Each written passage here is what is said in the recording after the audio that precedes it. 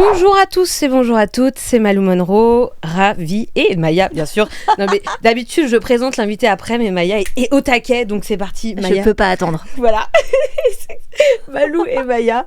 Maya qui est aujourd'hui sur cet épisode avec nous. Super contente d'être là, c'est très joli, c'est très charmant, il y a de quoi boire, il y a de quoi manger, je suis aux petits oignons. Ben oui, bienvenue et merci d'être venue. Ça se voit que t'es passionnée de sexualité, t'en as fait ton métier. Oui, tout à fait, ça fait 20 ans maintenant, plus de 20 ans, ça ne rajeunit pas. Bah ouais, puis t'es à fond du coup dans le domaine de la sexualité, tu parles aussi de la dynamique des genres, le rôle de la place de l'homme et de la femme. Tout ça c'est un peu le même sujet, tu sais. Lié. Le sexe qu'on a, le sexe qu'on fait, c'est difficile de parler de l'un sans parler de l'autre. Tout à fait. Et tu nous as parlé quand même aussi dans un super bouquin, donc tu as eu un courage incroyable, parce que c'est pas juste, comme tu dis d'ailleurs dans le bouquin, juste une liste des fantasmes à faire. Tu nous as ouvert ton corps et ton ventre et ton cerveau, et tu as tout mis dans ce bouquin quand même, donc qui est dessiné par toi aussi, Maison close, et qui traite des fantasmes, et des tiens en l'occurrence. Oui, en fait c'est une invitation à découvrir ses propres fantasmes, parce que en fait... Il y a plein de personnes qui en ont pas du tout, qui croient ne pas en avoir, ou alors qui vont emprunter les fantasmes des autres. Et généralement, ça va être les fantasmes de la pornographie, mais ça va aussi être des gros stéréotypes, des clichés. Et donc, j'ai une espèce de méthode que je propose dans le livre pour découvrir ces fantasmes. Et j'ai appliqué la méthode à moi-même, donc je te donne les miens, pour encourager et pour aussi engager un dialogue avec les personnes qui liront le bouquin. C'est quoi, pour toi, la définition de fantasme déjà, avant qu'on commence à creuser sur comment accéder à ses propres fantasmes? Il y a plein de gens qui n'arriveraient pas à désigner vraiment ce terme. C'est marrant parce que je m'aperçois en discutant avec les gens qu'on n'est pas d'accord sur la question. Il y a des personnes pour qui le fantasme, c'est un désir qu'il ne faut absolument pas réaliser sous peine de perdre pour toujours ce désir. Ce qui me semble très étrange, parce que jamais on dit à quelqu'un qui aime un film, ne le regarde plus jamais, sinon tu l'aimeras plus. A contrario, il y a plein de gens qui me disent les fantasmes, c'est un désir qu'il faut absolument réaliser, auquel cas tu te mets une pression terrible et tu te rajoutes encore des injonctions dans ta vie. Donc moi j'aurais tendance à dire certains fantasmes peuvent être réalisés, d'autres pas, et ça n'a aucune importance puisqu'on parle d'imaginaire, et j'aurais tendance moi à dire que le fantasme c'est un support masturbatoire. Support masturbatoire, ok, intéressant. Et voilà. Du coup il y a quand même des gens qui se disent si je le réalise, et il disparaît. Oui. Donc il faut que ça reste fantomatique en fait, un peu onirique dans leur perception, c'est ça? Ouais, il y a vraiment cette idée, là tu vois, c'est encore les formes de contrôle qui viennent nous empêcher de passer à l'acte, parce qu'évidemment passer à l'acte c'est très mal. Et il y a cette idée la société, que... comme on a été éduqué quoi. Oui, exactement, ouais. Mais par ça exemple, dépend quel acte au final. Que tu aies envie de faire un plan à 3, l'idée c'est que si jamais tu réalises ce fantasme, alors tu l'auras fait. Donc, tu n'auras plus de désir pour ça. Et ça me semble très étrange parce que moi, pourquoi ? Pour continuer à faire des plans à 3 ? Exactement. Ah oui, d'accord. Et moi, j'ai réalisé plein de trucs que j'avais envie de faire. Et c'était super, donc j'ai envie de les refaire à nouveau. Et encore plus, puisque du coup, je sais que c'était super. Et je pense que cette espèce d'état d'esprit, c'est vraiment une manière de nous mettre des bâtons dans les roues, une fois de plus. Donc non, si on a envie, et si on peut, évidemment, et si c'est légal, si les gens sont d'accord, bien sûr, avec réaliser vos fantasmes. Ouais. Est-ce qu'il y a des supports, tu en as parlé un tout petit peu tout à l'heure, un peu de la pornographie, est-ce qu'il y a des supports qui peuvent empêcher les personnes d'accéder à leurs propres fantasmes ? À partir du moment où on consomme les fantasmes des autres, on ne consomme pas les siens. C'est un peu... à un moment, on a une seule chose à la fois dans leur esprit. Le mien n'existe pas, en fait. Je prends du tout près, quoi. Je pense que si on prend celui qui est déjà tout près, effectivement, on a très peu de chances de développer son imaginaire parce qu'on n'en a pas l'usage, tout simplement. Et outre que je trouve dommage de passer à côté de son propre imaginaire, qui va être particulier et qui, dans mes conversations avec les lecteurs et lectrices, est très différent de la pornographie, il y a aussi le fait de se dire ok, c'est ma vie sexuelle, mais je vais consommer du fantasme de masse. Donc des fantasmes qui ont été pensés par d'autres personnes, pour d'autres personnes que moi, et c'est en fait hyper bizarre. Oui, mais si la personne, elle est consciente de ça. La personne peut être consciente de ça, mais je pense que se limiter à ça pour toujours... c'est un peu compliqué. Et plus on consomme les fantasmes des autres, plus c'est compliqué d'atteindre les siens. Et ça peut créer quoi comme souffrance, comme mal-être dans sa propre sexualité si tu fais que consommer les fantasmes des autres? Moi, j'ai l'impression qu'en fait, il y a une forme d'inadéquation et que ça peut, par exemple, alors on parle souvent, et ça existe, mais c'est pas une généralité, du fameux effet d'entraînement, de consommer des vidéos qui sont de plus en plus violentes, de plus en plus dégradantes. Et j'imagine que quand c'est finalement des fantasmes qui ne sont pas vraiment les nôtres, alors on s'en lasse assez vite et effectivement il faut consommer autre chose et peut-être consommer du plus trash. Quand on a des fantasmes qui sont vraiment les siens, eh ben, on peut, en changeant des tout petits paramètres, parce que généralement les fantasmes c'est des choses sur lesquelles on revient, il y a un truc où on ressasse les mêmes images en se disant ouais mais la personne elle ferait ça, finalement non en fait elle me dirait ça. Et c'est des fantasmes plus durables, par exemple, nos fantasmes à nous. Et puis généralement ils sont aussi ancrés sur notre quotidien. On va fantasmer sur notre joli voisin de palier, un collègue de taf. Et c'est aussi peut-être des fantasmes auxquels on a plus accès qu'un gangbang à 30 dans une cave, par exemple. Donc c'est aussi juste donner les moyens de pouvoir passer à l'action, tout simplement. Mais c'est quoi pour toi les fantasmes un peu tout préconçus qu'on a l'habitude d'avoir dans son Alors, esprit ? en fait, il y en a plusieurs. Si tu regardes un peu les catégories les plus représentées dans la pornographie, là, depuis quelques années, je crois que c'est vraiment hentai, ce que les gens cherchent. Donc japonais. Ouais, mais donc c'est aussi des fantasmes pour des corps qui n'existent pas. Donc ça, je trouve ça assez intéressant puisque tu consommes du dessin animé. Alors c'est chouette parce que ça fait des corps qui peuvent subir des choses extrêmement violentes ou qui peuvent être très flexibles ou qui peuvent avoir des pénis énormes. Et c'est intéressant, je trouve, pour l'imaginaire. Et puis ensuite, je crois, t'as un peu des trucs lesbiens. Mais ça, c'est du coup pour développer son imagination. Non, ça, je te parle des fantasmes de la pornographie. Tu m'as demandé quels sont les fantasmes les plus répandus. Je te réponds. Ah oui, donc ça, pour toi, c'est des fantasmes déjà un peu prêts à consommer, quoi. Mais de fait, on consomme alors qu'ils sont déjà là, quoi. Okay. On les a pas développés. Enfin, c'est pas à nous, en fait. Ensuite, t'as les fantasmes auxquels tu penses spontanément parce que quand t'as la liste des fantasmes des Français, c'est les fantasmes des sondages. Ouais. Et dans ce cas-là, t'as effectivement l'infirmière, l'hôtesse de l'air, le pilote, faire l'amour à la plage, le lieu public, des trucs comme ça. Et après, t'as tout ce qui va venir, alors soit d'Hollywood, soit de la littérature, et je pense notamment à la dark romance. Ouais. Et là, tu vas avoir 50 nuances de Grey et tous ces romans plutôt destinés aux femmes. C'est comme les bouquins à l'eau de rose que lisait ma grand-mère. Mais on fait l'amour beaucoup plus vite et beaucoup plus trash et généralement avec une composante de domination assez importante. Venant du mec. Tu vois, j'ai même pas pensé à le préciser. Non mais oui, mais c'est ça en fait. Et c'est souvent c'est hétérosexuel. Hétéronormé, hétérosexuel. Oui. Et le mec est du coup à l'ascendant un petit peu sur... il est millionnaire, donc évidemment qu'il a l'ascendant. Donc souvent, il est chirurgien, explorateur, milliardaire, donc ça fait quand même... Et cet homme qui est très beau, très riche, très intéressant, va s'enticher, va savoir pourquoi, d'une meuf qui n'a aucun intérêt. Girl next door, vraiment... Et il va devenir obsédé par elle, et pour obtenir son affection, son affection érotique, il va généralement la forcer un peu, et finalement, à la fin, il va se rendre compte qu'il est amoureux d'elle, et il va être un peu racheté par l'amour qu'il lui porte. Ah oui. Ouais. Le script, c'est assez chiant. Je regarde pas du tout ça.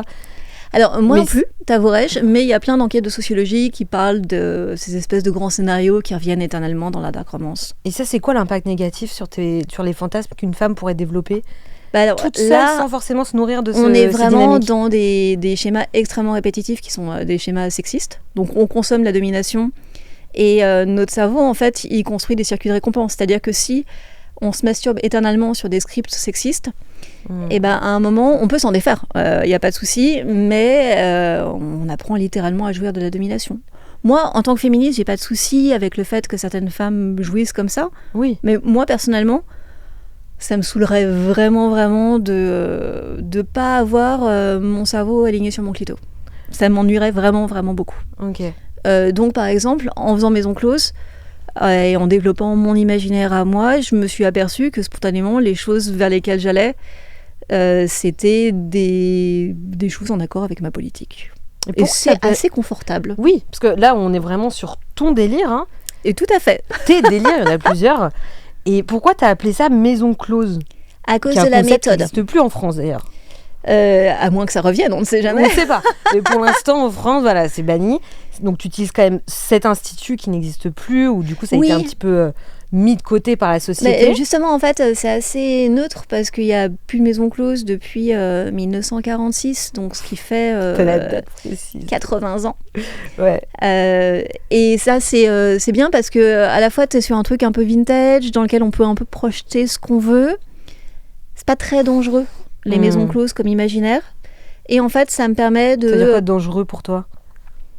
Ça veut dire que c'est suffisamment loin de nous pour qu'on n'imagine pas forcément Donc, il y a y une notion de danger. rejouer des trucs hyper qui nous embarrasseraient au niveau justement de domination homme-femme et même au niveau capitaliste. En fait, des D'accord. maisons closes en France, il y en a plus. Il y en a plein partout en Europe, mais il y en a pas en France. Donc, je m'en sers comme un fourre-tout, si tu veux. Donc, tu as un cadre, c'est une maison close.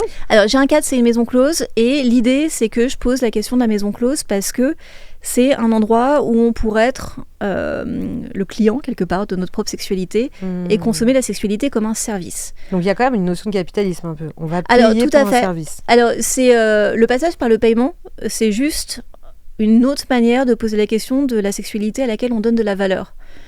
Aujourd'hui, dans une société capitaliste, et qui est capitaliste depuis longtemps, la valeur, elle se calcule en argent. Et plutôt que de rentrer dans une thèse de 3e cycle incroyable pour demander aux gens, mais alors du coup, au niveau de la valeur émotionnelle ou affective, qu'est-ce que vous feriez ?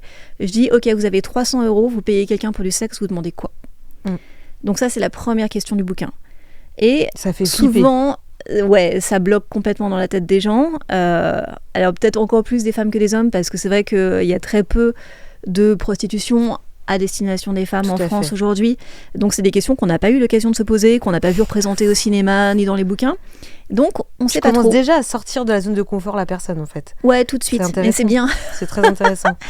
Et une fois qu'on peut commencer à répondre à cette question, dans ce cas-là, à quoi ressemblerait votre maison close imaginaire ? Et dans ce cas-là, vous pouvez tout choisir. Le type de personne qu'il y a dans la maison close et qui vous servirait sexuellement, quels accessoires il y a, dans quel décor, pour quelle pratique, qui vous êtes dans la maison close.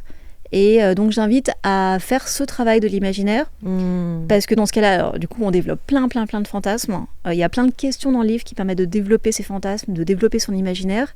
Et ensuite, évidemment, une fois qu'on a fait sa maison close, on a une version idéale de ce que serait la sexualité pour nous. Et évidemment, c'est une maison close imaginaire, donc on dépense pas du vrai argent, il n'y a pas de vrais travailleurs du sexe, tout va bien. Mais cette notion d'argent, quand même, j'y reviens juste. Est-ce que c'est aussi pour que, du coup, la personne se dise « je n'ai pas de compte à rendre à la personne en face », et en fait, je la paye pour un service si la personne est d'accord, il y a du consentement, mais du coup, je me voue totalement à mon plaisir et à ce que je veux, moi, Ouais, sans c'est avoir de aussi compte à rendre à l'autre. une condition de l'égoïsme, aussi parce que la transaction financière, elle annule à la fois les questions d'amour, qui pourraient faire que tu aurais une sexualité moins égoïste, et la question de la réciprocité, qui même sur un espèce de plan d'un soir improbable, généralement, si la personne t'a fait plaisir, tu essaies de lui faire plaisir aussi. En vrai, si oui. tu as payé 300 €, tu as déjà payé la personne, tout va bien. Donc tu peux vraiment être que dans une position où tu vas prendre. Et cette question de l'égoïsme, on grandit pas spontanément avec. C'est-à-dire que c'est pour très les mal femmes, vu. il y a la notion de care qui fait qu'on va pouvoir être incité à vraiment mettre en avant le désir de l'autre plutôt que le sien. Mais c'est aussi vrai pour les hommes en termes de performance, parce qu'il faut tellement assurer quand on est un mec que des fois on s'oublie soi-même aussi, et finalement on n'est pas si égoïste que ça, parce qu'il faut faire jouir la personne sous peine d'être un mauvais coup. En fait, dans Donc les on des est- deux côtés, on est Exactement. sous des pressions et on se déconnecte de nous-mêmes, quoi. Et je suis bien d'accord que effectivement, une fois qu'on a une sexualité gratuite, relationnelle avec quelqu'un, là c'est mieux de pas être complètement égoïste. Mais savoir ce qu'on ferait si Pour on venir était à ça. complètement égoïste pour ensuite commencer à discuter avec quelqu'un, c'est pas complètement inutile. Tout à fait. Savoir ce qu'on veut en général dans la vie, que ce soit en termes de construction de vie de famille, de job, d'argent, d'amis, de lieu de vie, c'est important. Et en vrai, tu fais pas les bons choix si tu sais pas ce que tu veux. Et en sexe, je trouve qu'on sait tellement vrai. pas du tout ce qu'on veut. Non. Donc là, c'est la méthode pour savoir ce qu'on veut. Et ensuite, on n'aura pas forcément exactement ça, mais une fois qu'on a ce qu'on veut, on peut commencer à faire des ajustements dans son quotidien pour l'obtenir. C'est vrai. Donc c'est très Complètement. transformateur de faire sa maison close. Et comment t'expliques que ça puisse mettre en inconfort les gens quand ils se mettent face à une possibilité infinie de potentiellement exaucer ce qu'ils veulent eux ? Il y a plein d'autocensure. En fait, il y a quelque chose de très confortable dans le fait de jamais poser trop la question de ses fantasmes. C'est que quand on consomme pas nos propres fantasmes, alors on n'en est pas responsable. Et ça, c'est quand même très pratique. intéressant. Très Parce qu'on se dit... C'est le réal qui a eu l'idée. Exactement. c'est l'écrivaine. Ceci n'est que la première page de Pornhub. Donc je ne fais que consommer ça et c'est pas ma faute. Intéressant. Quand on fait sa maison close, on est toujours en responsabilité. Donc ensuite, c'est une responsabilité sur des personnages imaginaires, donc c'est pas grave et puis, on personne n'est pas va appeler la obligé de police. donner sa maison close à quelqu'un, évidemment, ça peut être très intime. Exactement. Mais même soi à soi, ça fait flipper. La maison close nous renvoie à un miroir dans lequel on n'a parfois pas envie de se regarder. Incroyable. Mais une fois encore, je trouve ça dommage de passer sa vie entière sans se poser la question de savoir qui on est sexuellement. Tout à fait. Et ça rend les choses en fait très compliquées de pas savoir qui on est. Donc j'aurais plutôt tendance à dire que même si on a un petit moment d'inconfort au moment de vraiment se lancer, ça va nous enlever beaucoup d'inconfort qu'on aura éventuellement plus tard dans notre vie. Bah oui. Et puis même, ça rejoint aussi toute la question de consentement, de poser ses limites. En fait, si tu creuses pas sur qui tu es, ce que tu veux vraiment, quels sont tes fantasmes, comment tu peux dire à l'autre, en fait non, en fait oui, en fait pas comme ça, comme si. En fait, ne pas avoir exploré ses fantasmes, ça veut dire que tu prends ces décisions-là sur le moment. Et ça, c'est terrible. T'es face à quelqu'un qui veut te faire un truc et t'as 2 secondes pour décider si ça va te plaire, ça va pas te plaire. Cette notion d'urgence, alors des fois, on s'en fiche parce qu'on a juste besoin d'essayer et puis on verra si ça nous plaît ou pas. Mais il y a des fois où en fait, on se dit oh mon Dieu, ça peut réactiver un mauvais souvenir, ça peut me confronter à un complexe terrible que j'ai ou me renvoyer un truc que j'ai entendu qui me blesse. Et en 2 secondes, parfois un peu dans des états de conscience modifiés parce qu'il est 4h du matin et qu'on sort de boîte de nuit avec un inconnu, peut-être que des fois on n'est pas complètement en état de prendre les bonnes décisions non plus. Je trouve que c'est vraiment une forme de mise en danger. Alors que si on y a déjà réfléchi avant, oui, non, peut-être, mais au moins on sait. Mais dans ton bouquin, tu dis quand même, parce que toi, tu t'es là pour ceux et celles qui veulent creuser leur fantasme, on peut regarder du coup ton bouquin, il y a des questions, il y a même le jeu avec le tarot, on en parlera après. Mais toi, à la base, tu n'avais pas cette espèce de carte avec ces questions. Tu t'es retrouvé toi face à toi-même avec ton cerveau, tes désirs.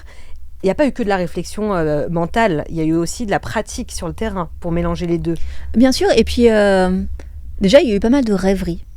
Et je trouve ça chouette. T'as commencé par l'onirisme, comme ça se voit dans la manière de dessiner. Hein. En fait, il y avait quand même pas mal de fantasmes dont j'étais consciente. Je me suis aperçue au fil des pages que, mine de rien, il y avait des thématiques qui revenaient vachement. Et ça, j'en avais pas du tout conscience. Parce que, en fait, rarement, tu mets tous tes fantasmes sur du papier au fur et à mesure. Mais jamais tu te poses. Et donc, jamais tu dis ah tiens, c'est marrant, il y a des points communs entre ces fantasmes. Et là, effectivement, tu te regardes dans un miroir de manière un peu différente. T'as flippé ? Non, pas du tout. Mais j'ai été très surprise d'à quel point je me connaissais peu, par exemple. Incroyable. Et en plus, moi, j'ai 47 ans. Donc, j'ai dû commencer à 44-45 à écrire le bouquin. Et tu te dis, c'est tard pour pas avoir conscience de ces kinks. Ouais. Enfin, de ces grands kinks fondamentaux. Enfin, c'est tard. Qui ensuite se déclinent en plein de petits sous-kinks. Si on peut se connaître un peu plus jeune... C'est pas complètement idiot. Mais tu t'es basé du coup sur des pratiques que tu as eues sur toute ta vie sexuelle aussi. Ouais, bien sûr. Les trucs auxquels je repense, vraiment le support masturbatoire.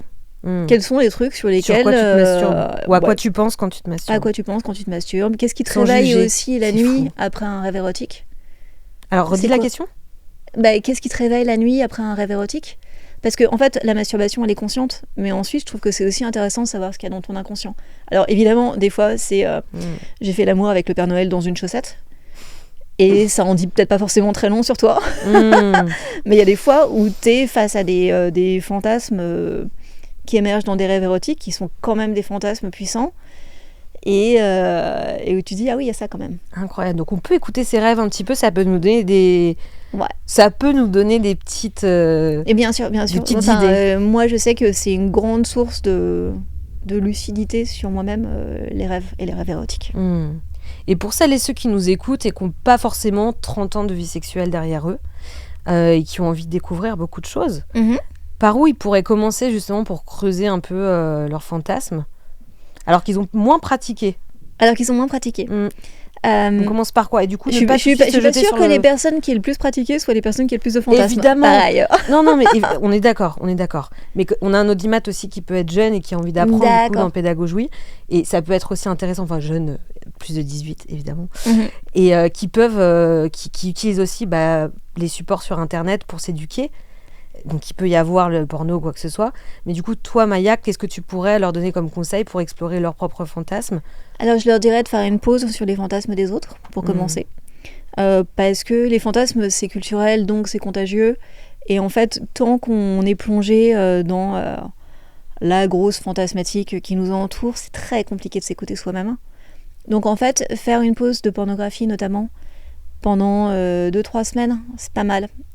Et le moment où on commence à se poser les questions sur sa maison close, qu'est-ce que je désire vraiment, comment je voudrais que se passe une interaction sexuelle dans le meilleur scénario possible, quelles seraient les personnes idéales avec lesquelles je pourrais avoir ces interactions, combien de temps ça prendrait. Démarrer sur soi au début, quoi.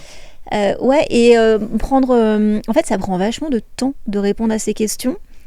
Et sérieux, on fait comme on fait ici pour cette interview, on se met en mode avion, on s'ennuie un petit peu et on prend du temps. Et donc, tu vois, ma réponse est un peu la même. Hein, parce que, en fait, quand tu t'ennuies, au bout d'un moment, ton corps se réveille. Ah, c'est comme la créativité, en fait. Ouais. Dès que tu stops, t'as des trucs qui sortent, quoi. Je trouve ça compliqué d'être hyper connecté, enfin, sauf si tu vois, t'as vraiment un crush à ce moment-là, ou alors si c'est l'heure où ton corps se réveille et t'as ton érection du clitoris qui arrive. J'adore. Non, mais je trouve ça difficile. Qu'il y en a qui n'arrivent même pas à sentir le fait que leur clitoris est en érection. Oui, voilà. Aussi, ça, tu mais vois. En fait, c'est aussi parce que si à ce moment-là, t'es en train de faire 140 trucs, et des fois, t'as pas le choix, tu vois, des fois, tu sors du taf, t'as tes 4 enfants à nourrir, t'as ton chat qui miaule, et t'es endetté. Bien sûr que c'est compliqué d'avoir l'espace mental pour ça. Mais si t'arrives à passer une demi-heure à ne rien faire du tout, à te forcer à rien faire, tu médites même pas. Hein.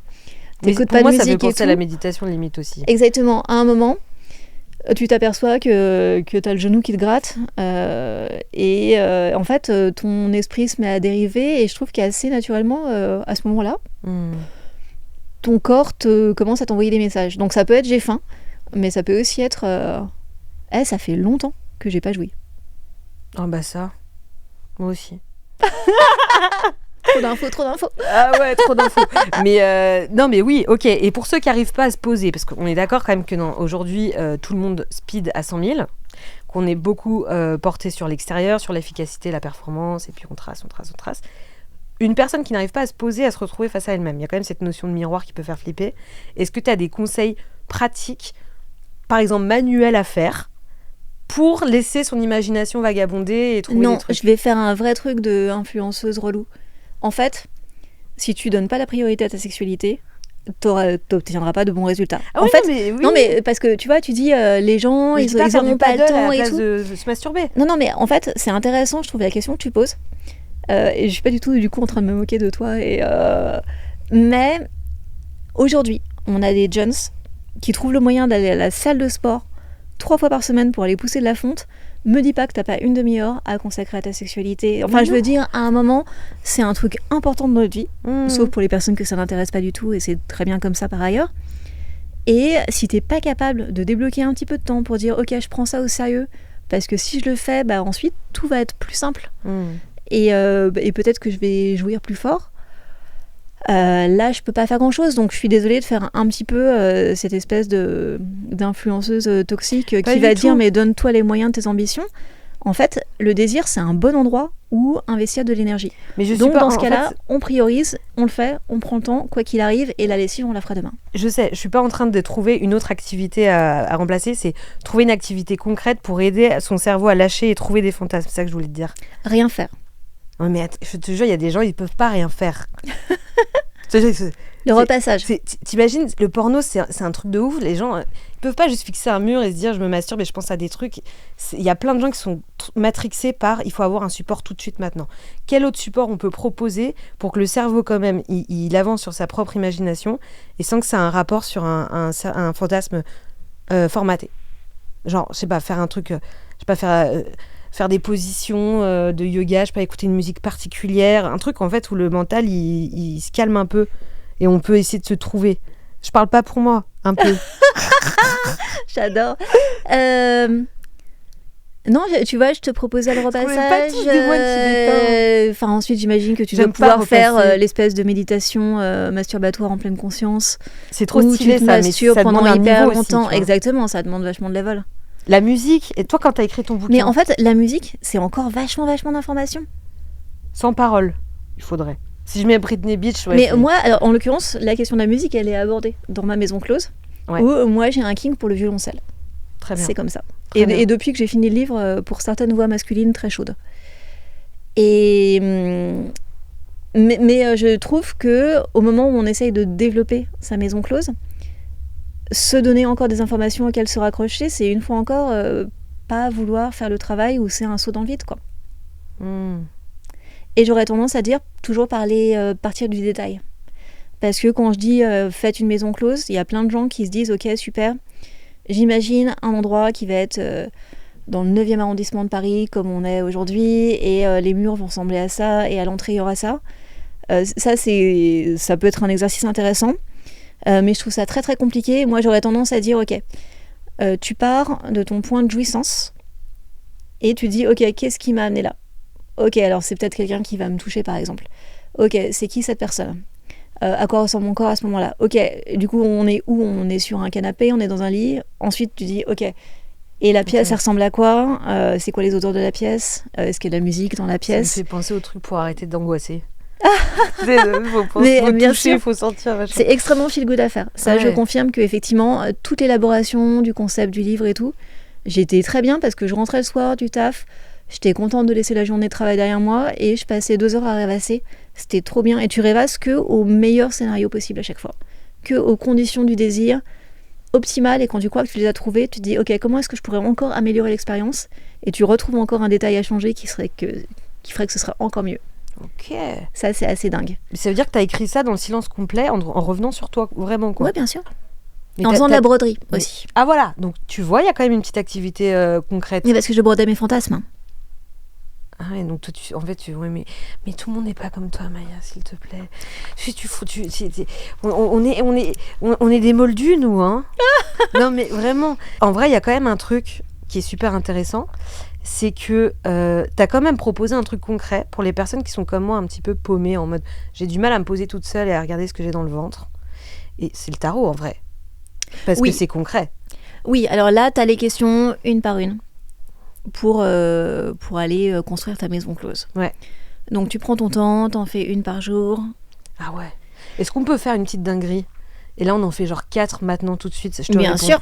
Genre, tu prends ton tarot, qui est incroyable, donc c'est les mêmes illustrations qu'il y a dans le bouquin. Et puis là, je suis toute seule, ça peut se jouer à plusieurs aussi. Alors, il faut que je te parle de ça. Il y a un nombre, il y a des numéros à respecter. Un ordre. Ouais. Depuis, j'ai changé l'ordre 14 fois. Mais... Alors, donc ça, en fait, c'est un espèce d'itinéraire pour construire sa maison close. Ok. Tu l'as fait ou pas déjà ? Est-ce que tu as déjà essayé de jouer ? Non, justement, en fait, je voulais faire ma première avec toi en direct live. D'accord. Pour voir déjà, parce que les premières sont assez soft, les questions. Ah bah évidemment, comme en plus je le fais à plusieurs, souvent c'est assez intéressant de commencer soft. Comme ça, tu détends, puis tu vas de plus en plus profond. Ouais, puis en fait, pour prendre des permissions, faut prendre des petites permissions qui ensuite te permettent de prendre des grandes permissions. Donc il y a un truc assez progressif qui... Attends, je cherche en même temps une question un peu... Là, tu veux rigolote. Sauter les premières. Tu me mettre direct dans le deep, là. Qu'on pouvait en faire... Alors, il y en a une, par exemple, qui est assez clivante quand je fais des maisons closes de groupe. C'est dans ta maison close à toi, est-ce qu'il y a des caméras de surveillance ? Non. Souvent, les personnes les plus âgées, parce que j'ai vraiment des personnes de tout âge qui jouent avec moi, veulent absolument pas de caméra de surveillance, donc tu es officiellement une personne âgée à partir de maintenant. Je suis une vieille. Mais j'aime pas, en fait, moi, le voyeurisme, c'est pas mon délire. Ça vient de... Non, alors souvent, c'est une question de protection. Et les personnes les plus jeunes veulent des caméras de surveillance, voire des PC sécurité à l'entrée. Ça m'est arrivé que des gens demandent des tests ADN à l'entrée de la maison close et mettent des drones partout aussi de surveillance. Oula. Parce que les conditions rêvées de leur désir, c'est de se sentir totalement en sécurité. Ah, c'est très intéressant. Et ça, c'est rigolo parce que quand tu le fais jouer dans des groupes, t'as des personnes qui vont dire bah non, évidemment que personne nous surveille dans le monde idéal de nos désirs. Et t'as des personnes pour qui, avec la même sincérité, c'est évidemment qu'on est surveillé dans nos désirs parce que c'est la condition de notre sécurité et donc c'est la condition du désir. Ok, c'est intéressant. Donc voilà, ça c'est une question où je vais avoir des réponses très très différentes dans les pièces. Je me dis bah non, on va me regarder, non. Je veux du secret. Ouais. La sécurité passe autrement. Il y en a une que j'aime bien, c'est les gens qui travaillent dans la maison close et qui sont donc à ton service. Est-ce que ces personnes obéissent à certains stéréotypes ? Parce que, tu vois, ça peut être, tout à l'heure, j'ai mentionné infirmière, pompier, machin, ou bad boy, ou jeune ingénu, mais en fait, il y a des stéréotypes où on se dit c'est nul, ça m'intéresse pas du tout, mais il y en a d'autres auxquels, des fois, on peut être sincèrement attaché. Et se dire, en vrai, un mec en uniforme, c'est un peu sexy, par exemple. Bien sûr. Donc, est-ce que toi, tu gardes certains stéréotypes Ouais. et certaines manières? Ok, tu gardes lesquels? Donc du coup, c'est les personnes qui me suivent, qui te servent. Exactement. Moi, je suis à fond uniforme et en fait, limite, je me juge dans le sens où, pour moi, c'est un fantasme préfet, préconçu en mode tout le monde dit oui, les pompiers, machin. Mais c'est vrai qu'il y a un délire avec ça. Moi, je peux avoir un délire avec ça, avec l'uniforme de sécurité taillé, bien. Avec les fesses bien tenues, moulées. Mais alors, tu vois, par exemple, le pompier, ça peut être plein de choses parce que là, tu décris un corps avantageux. À mon goût, oui, en mais tout avec cas, la tenue. Avec la tenue, mais ça peut aussi être du coup le mec qui va te sauver. J'adore. Ok. Donc c'est à la fois parce qu'il est joli et à la fois parce qu'il te sauve. Si j'ai besoin de quoi que ce soit, un café, de l'eau, j'ai n'importe quoi à n'importe quel moment, surtout on est là. Et c'est des personnes qui sont... Ces personnes-là sont détendues, calmes, polies. Ouais. Mais il y a une force intérieure qui émane de leur épiderme. Là, tu vas faire la psy, là, non ? Ah mais alors c'est hyper psychanalyse. Ouais, Maison close. C'est non mais tu fais des études sociologiques aussi sur les gens qui sont vraiment dingues. Évidemment. Il y a plein de sexologues qui m'ont dit qu'ils l'ont acheté pour le faire en coaching. Ah ouais. Pour les personnes qui sont complètement paumées et qui disent ne plus avoir de désir. En vrai, au lieu de demander aux gens, ok mais qu'est-ce que tu veux en sexe, parce qu'il y a des questions très violentes, tu leur dis tu sais quoi, on va construire une maison. Ouais. Et c'est beaucoup moins intimidant. Et ça m'a fait hyper plaisir parce que j'y avais pas du tout pensé quand j'ai fait les petits scénarios. Mais bien sûr qu'en coaching, pour les personnes qui veulent soit trouver, soit développer leur fantasme, ou qui ont le sentiment de plus avoir envie de rien, ça fonctionne de ouf. Bon. Allez, une petite dernière. Après, dernière. C'est toi qui vas te confier. J'ai un petit jeu pour toi. Mais c'est un jeu qui n'a rien à voir avec la maison close.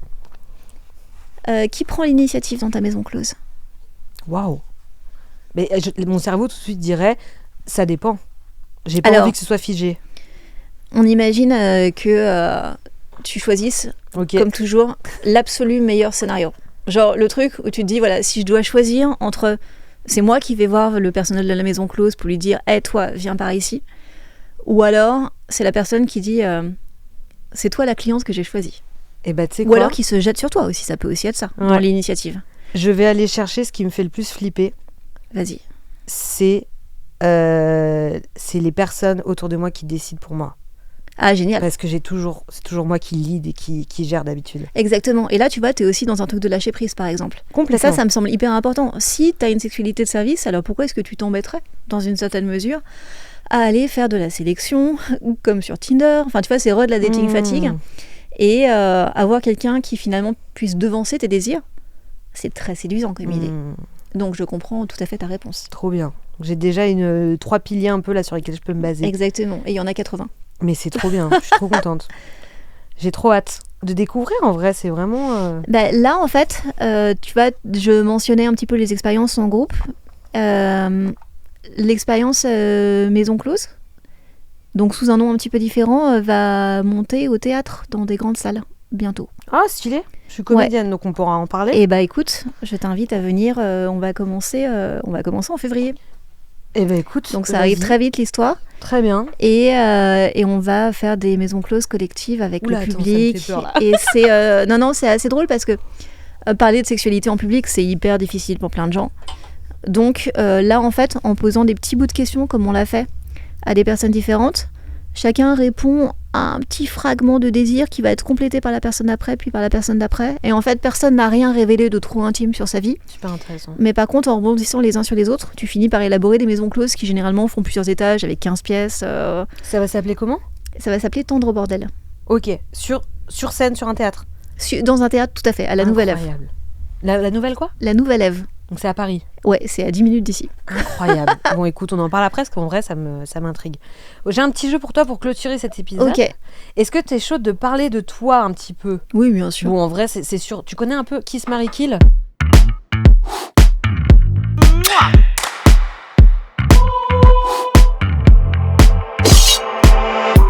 Quoi ? Hein ? Alors, pardon ? en gros, là, t'as des papiers, tu prends ce que tu veux, tu peux en prendre 3, mais un par un. Ok. Tu lis ce qu'il y a dessus et tu nous dis si tu kisses, embrasses, si tu maries, c'est-à-dire t'es à fond dedans, tu te maries, t'épouses, ouais. ou tu kills, c'est next, genre vraiment c'est pas ton délire. Alors, fétichisme des pieds. Kiss. Mmh. Ouais, bien sûr.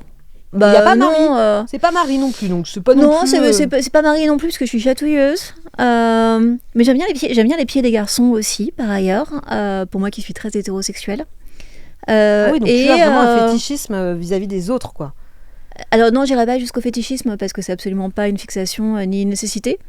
Mais c'est des choses que j'aime bien regarder, les pieds des garçons. Il y a plein de mecs qui ont des très beaux pieds. Par exemple, j'avais un ex. Alors, mon mec actuel a des pieds extraordinaires. Mais j'avais un ex qui avait des gros pieds de hobbit. Je trouvais ça incroyable, avec très peu de chevilles. Mais en fait, c'était tellement spécifique.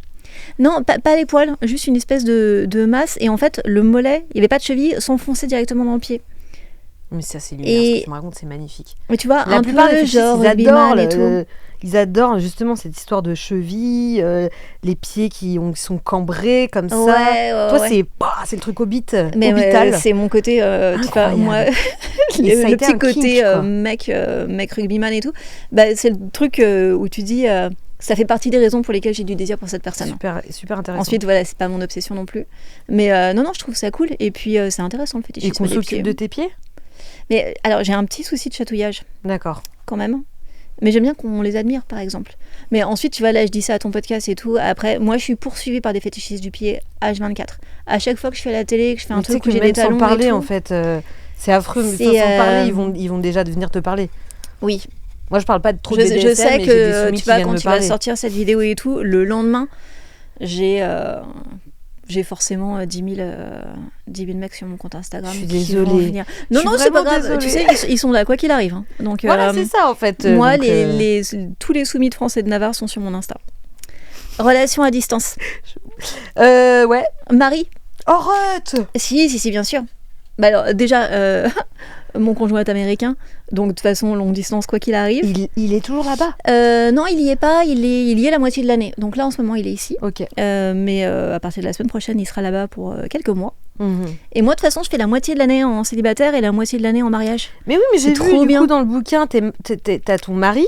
Tout à fait. Et t'as tes amants. Ouais. Et donc, du coup, tu gères ça dans ton année en mode janvier, non, juillet. c'est un peu moins systématique que ça parce que je suis en couple libre. Donc, tu vois, quand le mari est là, je peux aussi voir un amant de temps en temps. Mais quand il est là, je préfère passer un peu plus de temps avec lui. Et ensuite, quand il est pas là, je fais ce que je veux. Donc, et lui aussi. Là, c'est évidemment. T'imagines ? C'est là où t'es le voile. Moi, j'ai droit à toutes les permissions et toi pas. Et en fait, je trouve que pour faire tenir un couple, ça fait 11 ans qu'on est ensemble, c'est trop bien. Donc tu vois, tu t'es vraiment manqué, tu passes 6 mois ensemble, c'est super.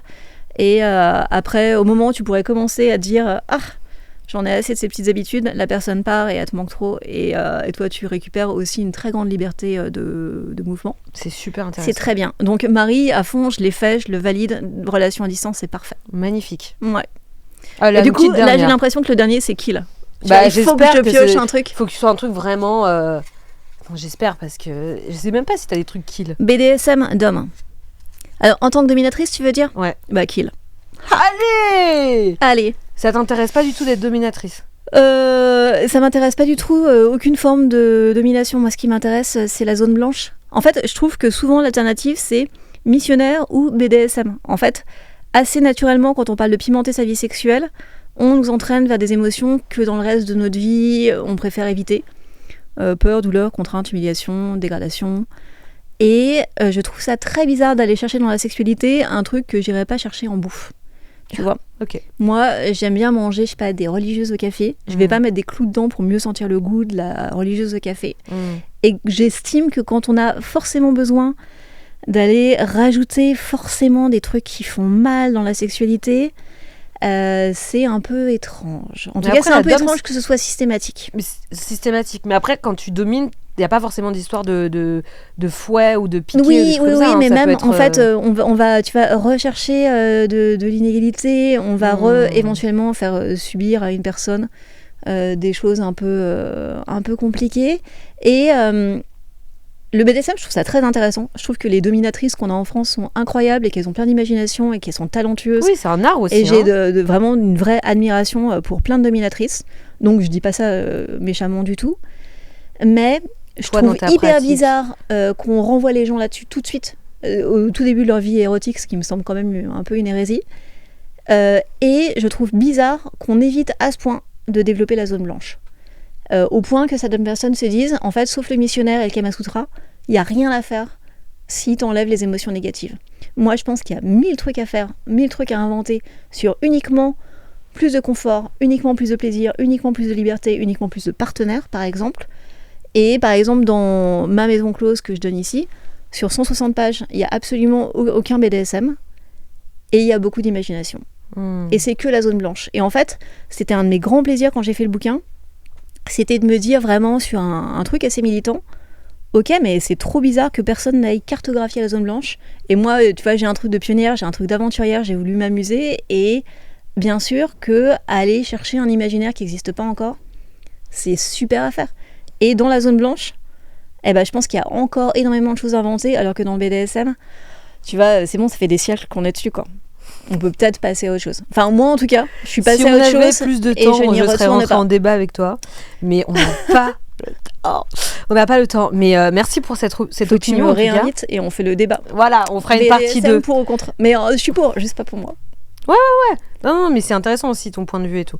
Mais ok, bah écoute, merci Maya. Merci à toi. Beaucoup d'être venue. J'aime bien le petit jeu, il est cool. Mais oui. Et puis franchement, moi ça c'est un gros jeu, c'est pas un petit jeu. Voilà, puis je vous remercie à tous et toutes encore de nous suivre sur Pédagogie. C'est conçu et animé, non, pas du tout. C'est conçu par Passage du Désir et c'est animé par moi-même, Malou Modro. Mais on est chez Passage du Désir. Merci Maya d'être venue sur cet épisode. Et puis n'hésitez pas à nous envoyer des idées d'autres épisodes aussi. On est sur toutes les plateformes, on est sur YouTube, on est sur Insta. Et puis on vous fait plein de bisous. Bisous. Ciao.